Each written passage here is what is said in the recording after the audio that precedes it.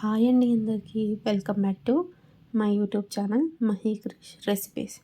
ఈరోజు మనం సిర్రాకు పులిహోర ఎలా చేసుకోవాలో చూసేద్దాం. ఈ రెసిపీ చేయడం చాలా సింపుల్, పైగా పల్లెటూరి రుచితో నోరూరించే కూరండి. తక్కువ పదార్థాలతో తక్కువ సమయంలో చేసేయవచ్చు. ఇంకెందుకు ఆలస్యం, తయారీ విధానం చూసేద్దాం. ముందుగా ఒక కట్ట సిర్రాకుని తీసుకొని బాగా వాష్ చేసుకోవాలి. ఇక్కడ చూపిస్తున్న సిర్రాకు అయితే 300 నుంచి 350 గ్రాములు ఉందండి.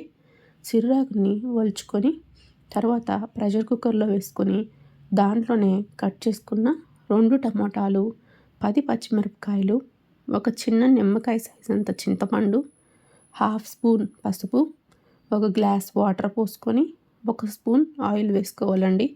ఆయిల్ వేసుకుంటే విజిల్స్ వచ్చినప్పుడు వాటర్ బయటికి రాకుండా ఉంటుంది. తర్వాత మూత పెట్టుకొని గ్యాస్ మీద పెట్టి ఒక 6 to 7 విజిల్స్ వచ్చేంత వరకు ఉంచుకోవాలి. తర్వాత మూత తీసి చూస్తే చూడండి, అన్నీ ఇలా బాగా ఉడికిపోయి ఉంటాయి.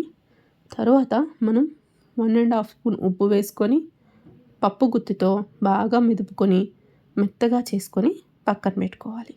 ఇప్పుడు తిరగబాత కోసం మనం ప్యాన్ పెట్టుకొని 3 టేబుల్ స్పూన్స్ ఆయిల్ వేసుకొని హీట్ అయిన తర్వాత 1 స్పూన్ ఆవాలు, 1 స్పూన్ జీలకర్ర, ఒక మీడియం సైజ్ ఆనియన్ని ముక్కలుగా కట్ చేసుకొని వేసుకోవాలి.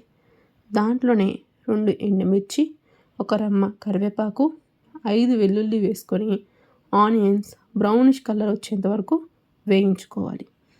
తర్వాత మనం ముందుగా పక్కన పెట్టుకున్న సిర్రాకులో వేసుకొని బాగా మిక్స్ చేసుకొని గ్యాస్ మీద పెట్టి 2 to 3 మినిట్స్ అలాగే ఉంచితే చాలండి. సిర్రాకు పులిహోర అయిపోయినట్టే. అంతే అండి. సిర్రాకు పులిహోరను వేడి వేడి అన్నంతో కానీ నెయ్యితో కానీ కలిపి తింటే రుచి అదిరిపోతుంది.